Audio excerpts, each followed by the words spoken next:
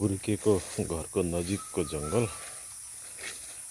पहिले यहाँनिर एउटा सानो चौरी थियो। त्यो चौरीमा हामी भलिबल खेल्थ्यौँ। अहिले यो चौरी चाहिँ सब यस्तो भएको छ, रुखै रुखले भन्छ। जङ्गल बढेछ। हाम्रो पालामा यति साह्रो जङ्गल बढेको थिएन। 30 वर्ष अगाडिको कथा हो।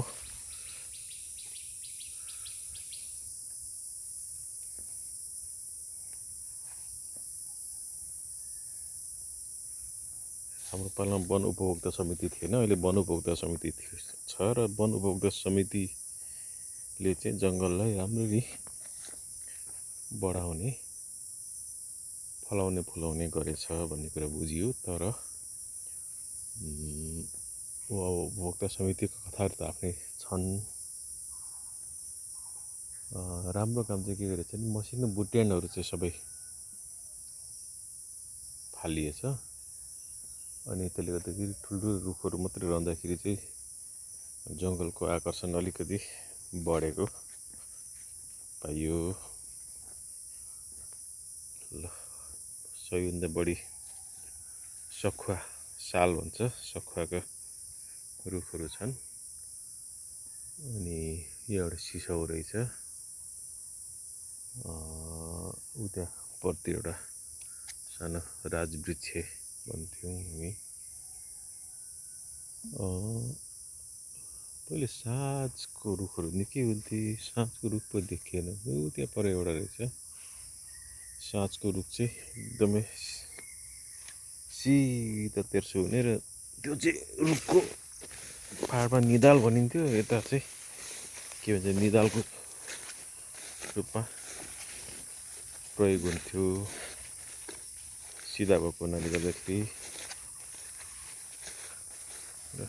यसरी फोहोर व्यवस्थापन यसरी गरिएको रहेछ। यो त्यति राम्रो भएन।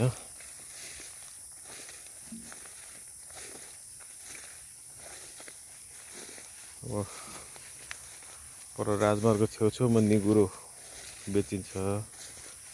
निगुरो टिप्ने चाहिँ यसरी हो। यहाँ चाहिँ अब त्यसरी टिपेर कहिलेकाहीँ रहर लाग्दाखेरि टिपेर खाने एउटा कुरो हो।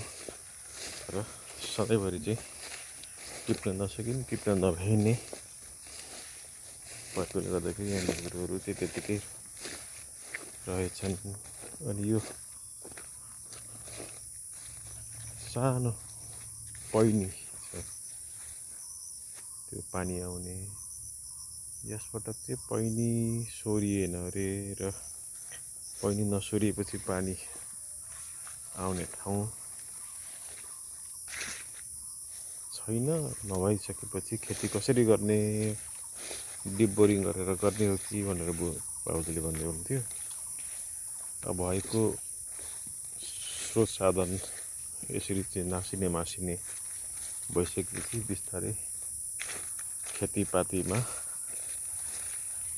मान्छेको उत्साह कम हुने, जग्गा बाँझिने भएको चाहिँ कारण चाहिँ यसरी रहेछ भन्ने खालको कुरा चाहिँ स्पष्ट हुन्छ। यहाँदेखि अलिक पर चाहिँ ठुलो चौरी थियो। ठुलो चौरीमा वृक्षारोपण गरिएको थियो।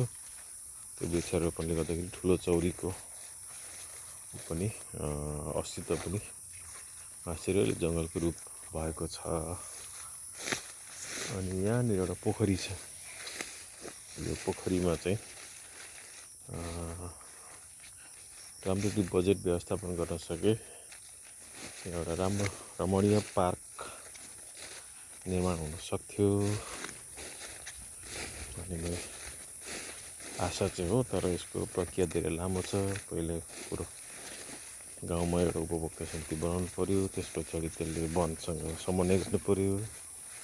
वनको समन्वय स्वीकृतिमा बजेट पेश गर्नु, प्रस्तावना पेश गर्नु पर्यो। त्यस पछाडि बजेट आइसकेपछि मात्रै यहाँ पोखरी र पार्कको निर्माण हुन सक्छ, अन्यथा हुन सक्दैन। त्यसको लागि सबैभन्दा पहिला गाउँ समाज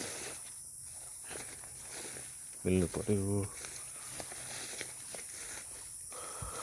पोखरीको स्वरूप त्यहाँदेखि सुरु हुन्छ, तर धेरै पनि पर्दैन।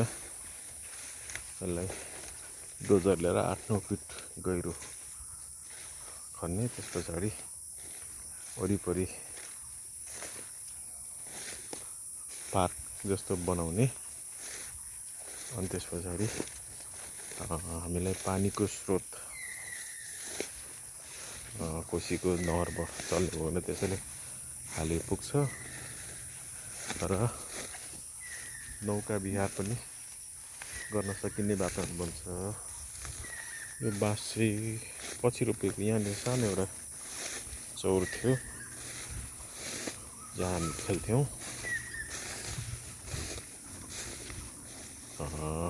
तर अहिले चौरको निशाना चाहिँ यसरी झारपातले मेटिएछ। तर यहाँ हिउँदमा चाहिँ यो झारहरू सुकेर अलिअलि चौरको अस्तित्व देखिन्छ। यद्यपि यो वर्ष चाहिँ हिउँदमा पनि पानी बढी परेको हुनाले गर्दाखेरि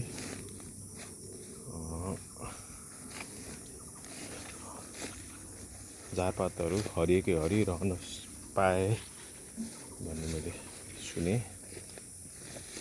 अब यहाँ पुरानो बाटो मैले थाहा नभएर यहाँ म आफै निस्किने ठाउँ देखिरहेको छैन, जतासुकै उस्ता उस्तै छ। पहिले शौचालय टोइलेट चाहिँ घर घरमा नहुने समयमा म यहाँ हुर्केको, त्यही भएर यो गाउँ पुरैको टोइलेटै यो ठाउँ थियो। तर अहिले चाहिँ समय बदलेको छ, सबैको घर घरमा टोइलेट छ। त्यही कारणले जङ्गलमा त्यति साह्रो मान्छे आउँदैनन्। नआइसकेपछि जङ्गल स्वच्छ सफा अर्ग्यानिक छ भन्ने लागेको छ।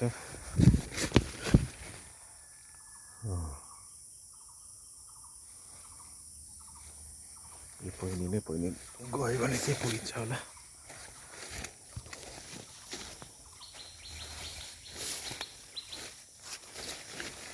यो जङ्गलले गर्दाखेरि यसरी पुतलीहरू अनि त्यस पछाडि बाँदर, चराचुरुङ्गी, अनि यो जङ्गलमा बढी मात्रामा बँदेल चाहिँ मलाई राम्रो याद छ। त्यसले बच्चा जन्माएको बेला एकदम उसको आमा छुच्चो स्वभावको भएको हुन्छ। त्यो स्याउलाहरू थुपारेर त्यो बच्चा हुर्काउने ठाउँ राखेको हुन्छ।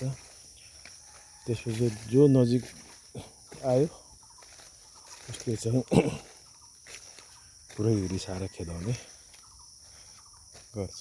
यो घर नजिक भएकोले गर्दाखेरि यहाँ बोगटे रोपिएको रहेछ, बोगटे फलेको छ। अनि यो घर नजिक भएकोले गर्दाखेरि मान्छेले बाँस पनि रोपेको थिए।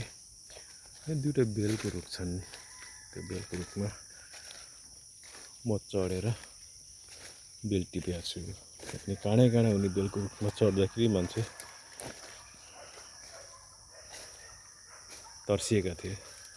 तर केटाकेटीमा यहाँ बेलहरू झरिरहेको छन्, यो मान्छेले कटहर पनि रोपेका छन्, जङ्गलको कटहर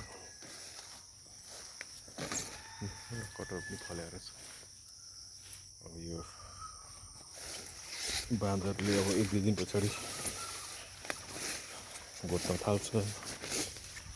त्यसपछि यसरी बस्ती छ, यहाँ सडक यसरी आएको छ।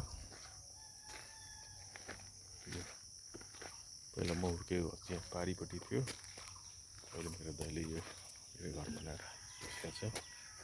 यो ठाउँ पनि दाइ छोडेर हिँडेर जाने कुरा हुन्छ। यो घरको बिजोग हुने अवस्था देख्दैछु। यस्तो नहोस् भन्ने मेरो कल्पना छ।